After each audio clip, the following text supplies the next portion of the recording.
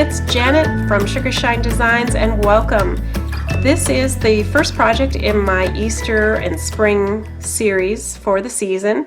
What I have for you today is a cute little wiper card. If you're not sure what wiper cards are, they look pretty normal at first, and then when you pull the sides, a piece pops out.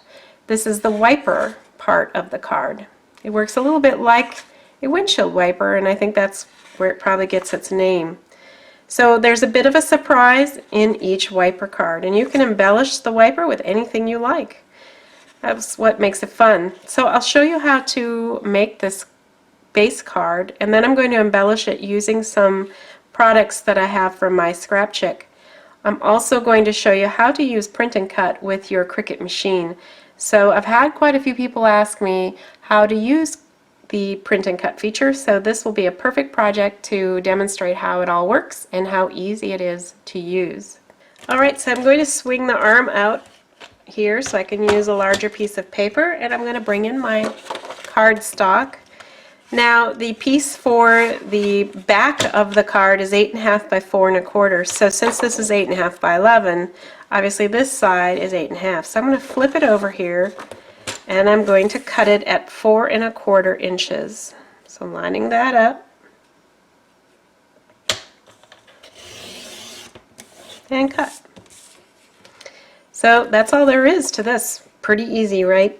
Now the next piece is going to be 8.5 by 2 1/2. So this is again our 8.5 side. Remember, just have to turn it around then and cut at 2 1/2 inches.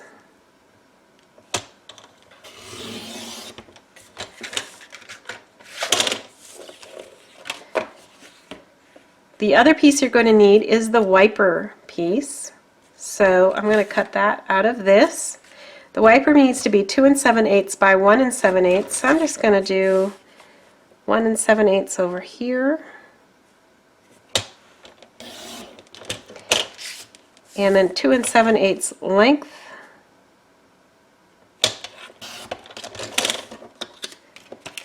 And you see, these are our 3 pieces, and we still have all this left over. So let's now do our scoring. To do that, I'm going to pull my pieces away here. I'm going to shut this down. And to prepare it for scoring, my board here, I just need to flip this up. This has a raised edge, and I'll put that down. I'm going to pull out the scoring tool, and I'm going to start with the back card here. I need to score this at 1 1/2 inches and 3 inches. So I'm going to start actually here and do my 3-inch score, and then my 1 1/2 inch score. The front of the piece is the same way, 3 inches and 1 1/2 inches. Now the wiper card, we need to score a bit of a corner, just 3/4 of an inch in. So to do this, you can try it a couple different ways. If you don't have the angle tool that I'm going to show you in the works board, it's just a matter then of moving your cardstock and marking 3/4 of an inch over here, going over here and marking 3/4 of an inch. Then take your ruler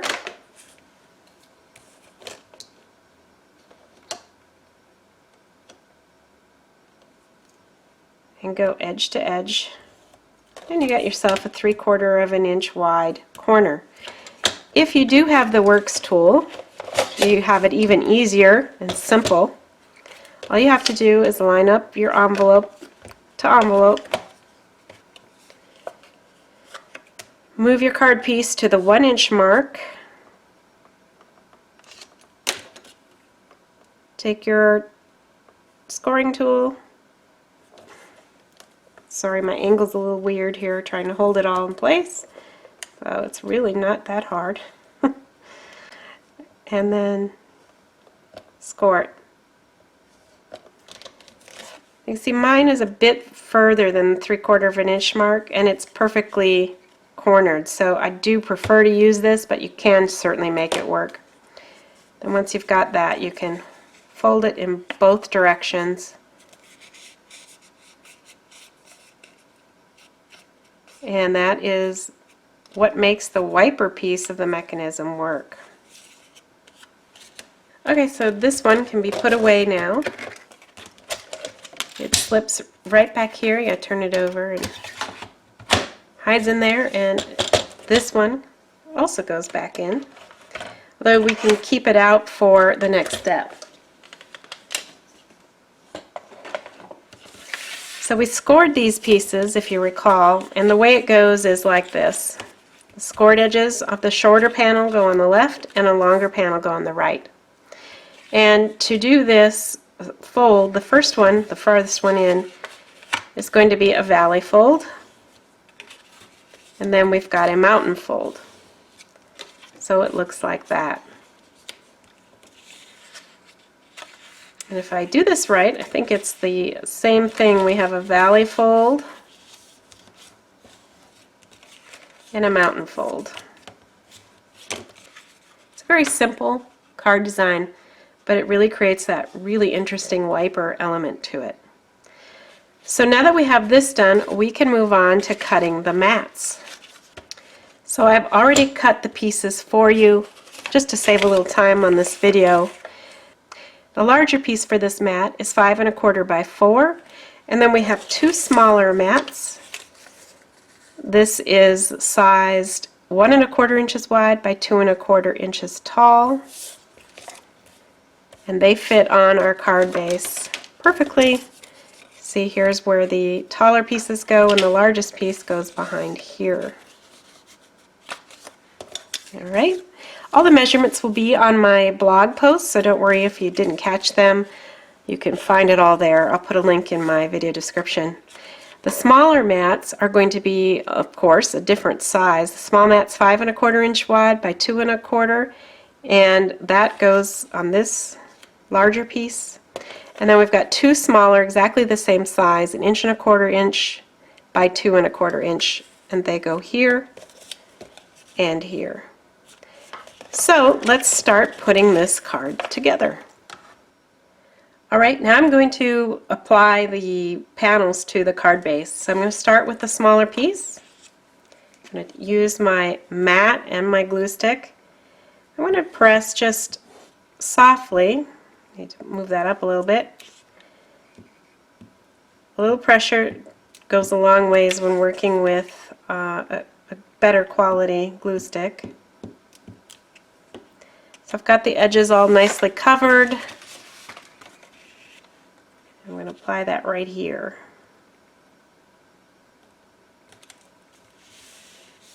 Again, the great thing about the glue stick when you're using the lightweight pattern paper is it will stick on your piece, it will not wrinkle, and it's not going to get super stiff because it's such a thin application of glue. So for this kind of thing, I much prefer the glue stick over liquid glue. And I save the liquid glue for, regular cardstock, 65-pound or higher, or when I'm attaching things together and I don't want them to come apart for sure. Now at this point you could apply the two other pieces that I cut earlier, but I had gone ahead earlier before I even started the video recording, and I went ahead and cut out my rectangles and stamped them with those stamps that I showed you earlier using the nested rectangle set from Cottage Cuts.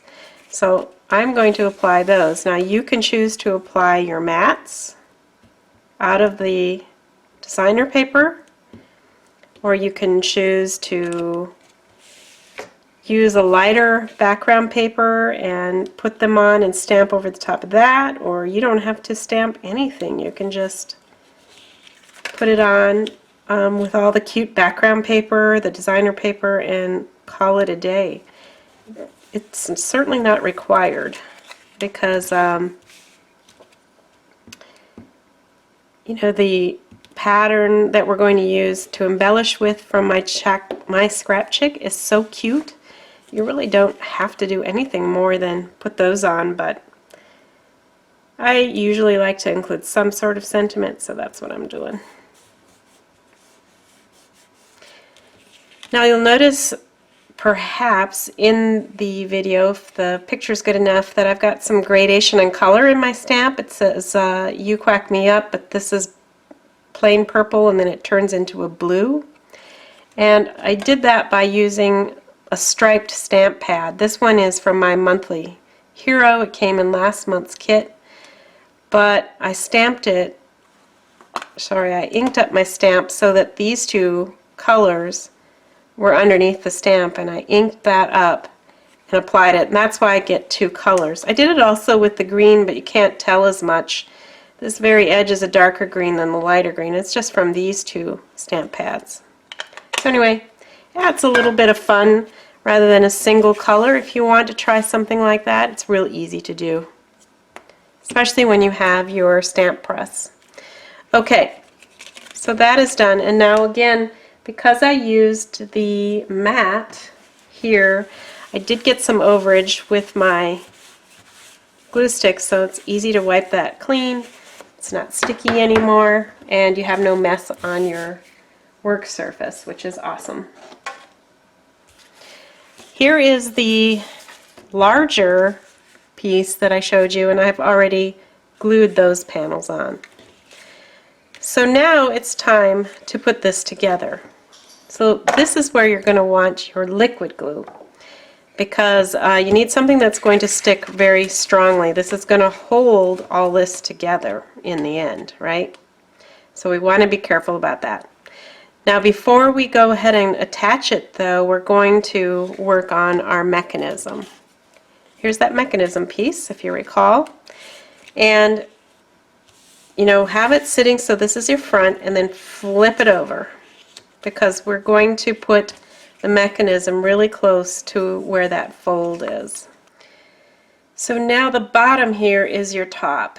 Your folded corner is going to go here. It's hard to see this, I know, but this is where that fold line is, and you want to put your mechanism as close to the fold line as you can. Be a little bit below that edge and secure it. So kind of get a feel for that. I'm going to use my adhesive here. Definitely again you want to use something very secure, because this is going to get a workout. I would not use glue stick for that. Okay, so I'm going to lay that down.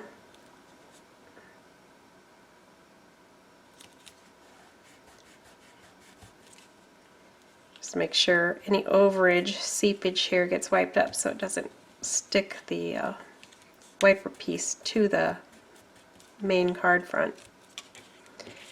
Alrighty. So now let's bring this piece back in, and you can kind of see how it's going to work now too. If you hold it in place and then open it, you can see bleep, how that works. Pretty cool, huh? Alright, so now we've got to secure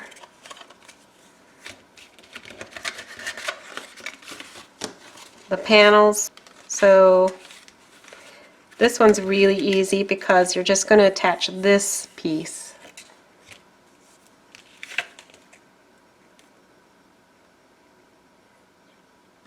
Again, making sure you get edge to edge here. And you can just simply lay that down, make sure your edges match. And I would even use that sort of action to make sure that your edges match and everything's straight. And now you have this piece that you need to glue. You're going to have to kind of eyeball it a little bit. I just put my fingers like right here, flip it over. I use that for my guide mark as to where to place the glue. Don't want to go too far. Shut it, place it, and kind of do the similar thing to make sure it's flush. And didn't have any overage that went beyond where here, but if you do, you'd want to go in there and just seep it up with your finger or wipe it out with your finger. And so there you are. The basic card is ready. And now we can start embellishing it. So let's move on to our Print Then Cut, and I'll show you that on my computer. Alright, here is the Cricut design space. I'm going to assume a couple things as we proceed. One is that you know how to open Cricut design space and get to your canvas that we've got right up here. The second thing I'm assuming is that you've purchased files that you're going to use for Print Then Cut. In this case, these are files, or this one particular file from MyScrapChick that I showed you earlier. And so what we're going to do at this point is upload the two little chicks that I'm going to use for my card. So to do this, we need to go to Upload, choose Upload Image, Browse, and go to where you have your images. Now in my case, I have a whole folder called MyScrapChick, and inside that is the file Easter Chicks. And here are all of my items. So I'm going to choose, in this case, Basket Chick, and I'm going to click Open. Choose the Complex option and continue. Now this pops in really large. Just ignore all of that and hit Continue. And now you see the whole image.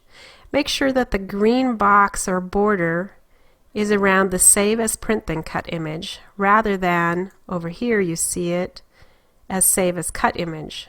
So again, make sure the green border is around Save as Print Then Cut image, and then hit Save.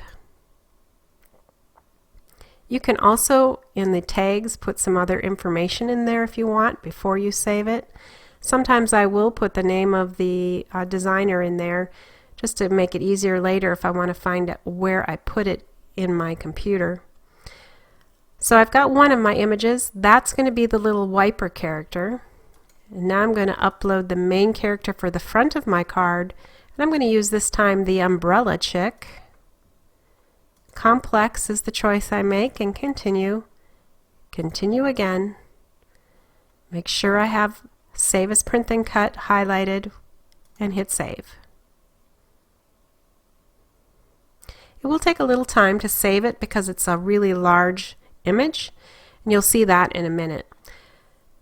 I can now put this on my canvas, so I'm going to click on both images, so they both have the green around it, and hit Insert Images. They're going to come in quite large. Again, this is why it takes a little while for them to save and that sort of thing. We aren't going to work with them quite that large for our card. So for example, this one is set at 10.5 inches wide, and I really can't work with anything that's over 2¼ inches wide, or it will cause problems with being seen. Oh, I guess it didn't work quite. Let's do it again. 2.25, enter. There we go. If it's wider than 2¼ inches, when the mechanism is closed, you'll see some of the basket sticking out, and I don't want that. I want it all to be hidden. So I just need to know that I've got about 2¼ inches to work with. So that one's ready to go. This one is going to be the main card front, and I'm going to choose to make this width 5 inches. The height you'll want to double check also. You don't want it to be taller than your card, which is A2 sized in this case, or 4¼ inches. It's just a hair over 4 inches tall, so it will fit nicely on our card base. Before I proceed further, I just want to point out on the right side here we have our layers panel, and both of these images are showing to be cut and print images. And that is because, remember when we brought it into our software, we said that we wanted it to be saved as a Print Then Cut. So there is nothing else you need to do to now make this ready to actually print and cut. At this point, just hit Make It, and you're going to see your 8.5 by 11 piece of cardstock shown on your virtual mat here, and how your images are going to print. There's obviously room for more images on this 8.5 by 11 sheet. Normally I would fill this up with as many images as I could so that I don't waste that paper. But for the purposes of this demonstration, I'm just going to use these two for now. I'm going to choose Continue, and you're going to get a choice here of Send to Printer. I tend to like to make sure that I've chosen my machine first. In my case, it's an Air 2, and it has a Bluetooth option built into it. And now I'm going to choose Send to Printer. It's not actually going to print it quite yet. It's giving you a chance to make a few more choices. So let's talk about this print setup box for a second. Make sure, first of all, that Add Bleed is shown green, solid green like that. The bleed is extremely important to getting a good print then cut, and it's really kind of the secret of the whole thing, if you ask me. Bleed extends the edges of your print a little beyond where you're going to cut it, and that eliminates any possibility of having a white edge around your images. It's what makes the print and cut work so nicely. I also choose to use System Dialog. System Dialog refers to your printer options specifically, like is it going to be a high quality print or medium quality print, what kind of paper you're using, and that sort of thing. That's controlled in your System Dialog, which is again attached to your printer, not your cutter. So I turn that on and hit Print. Now it is going to tell you after clicking Print, your print dialog may appear behind your design space application. In other words, this type of thing for your printer might be happening underneath this, and so you can't see it.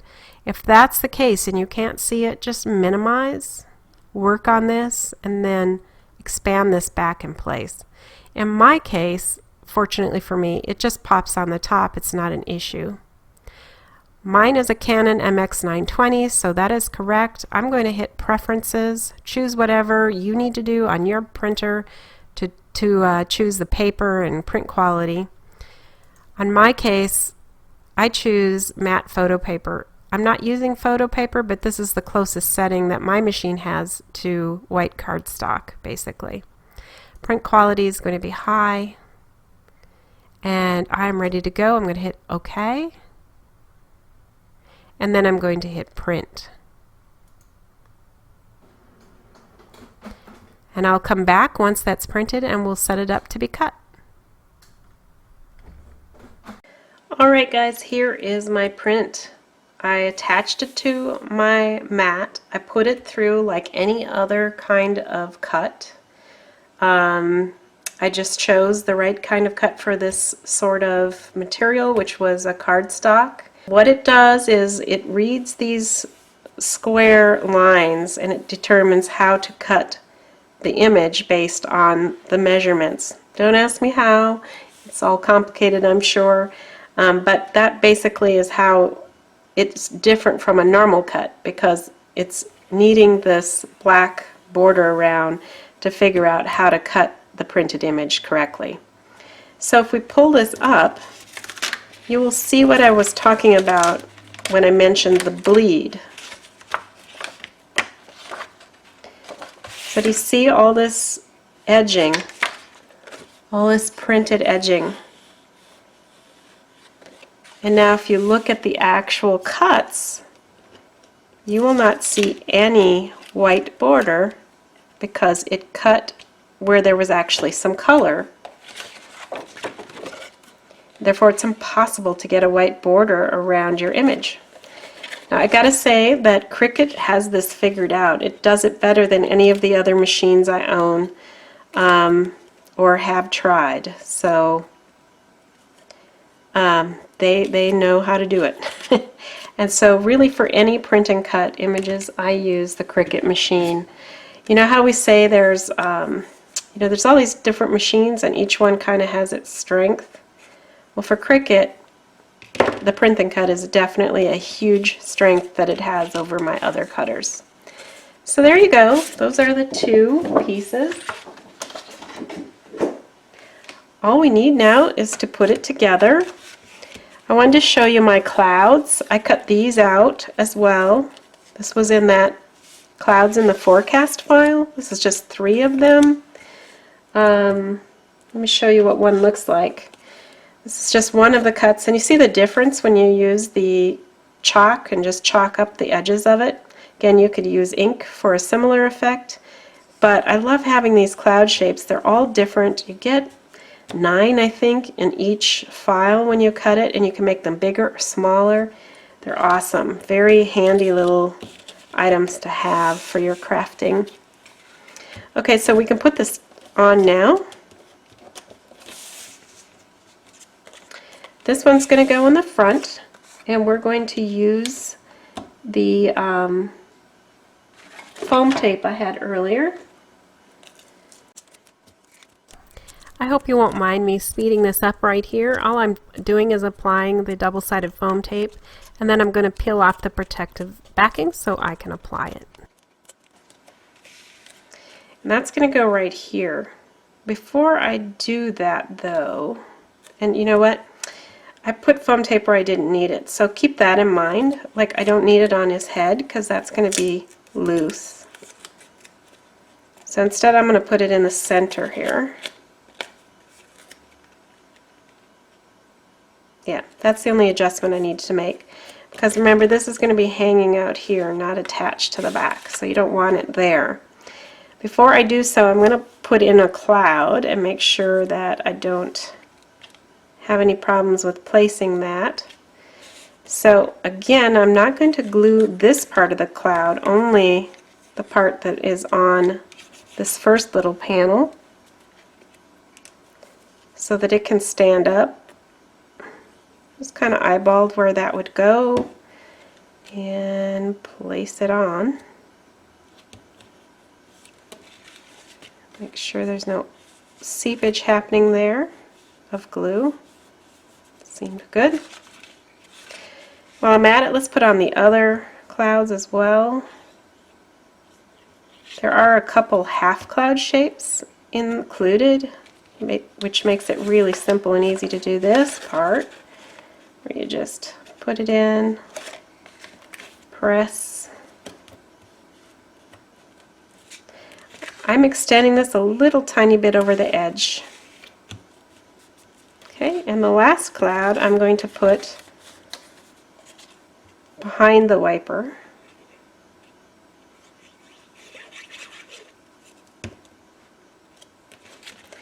Now what I can do is suggest to you that when you put in this cloud, just make sure that the edge of the cloud is below the wiper top, and that will avoid the wiper mechanism from getting stuck on the bottom of your cloud. So, it's a tip there. Okay, now we can put on our little umbrella bird.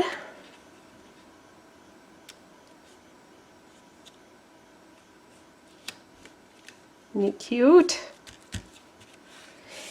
And now for the mechanism. What I like to do is put the mechanism on so that it's going to be straight up and down when it's sitting in this position. So you can see when it's sitting in that position, the top of your wiper is not straight, it's at an angle. If I put this straight on with my wiper, it's going to be also at an angle. So all I do is just straighten it up a little bit. And to test everything is going to work right, this is where I use my removable adhesive, or repositionable adhesive, and I'm just going to set it on there like so, and make sure that the mechanism will still work and everything is good. Now I'm going to actually make him a little bit more angled yet. Now he's almost perfectly straight pretty much when he's in the position where it's going to be open and displayed. And that's what I'm going for. I think I'm going to even tilt him a bit more.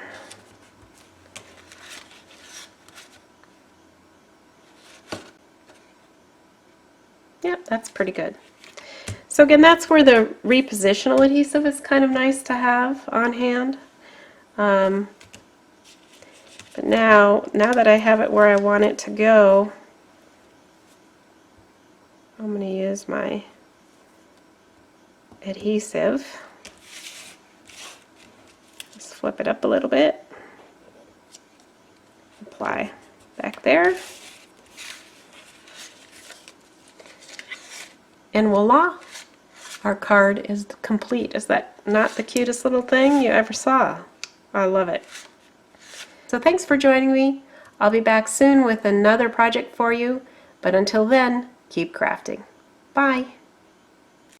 Keep the fun going and watch a few more videos. I have some things that you might be interested here on the right side of the video screen. Click on those to see some more, and please don't forget to subscribe and give me a thumbs up before you go.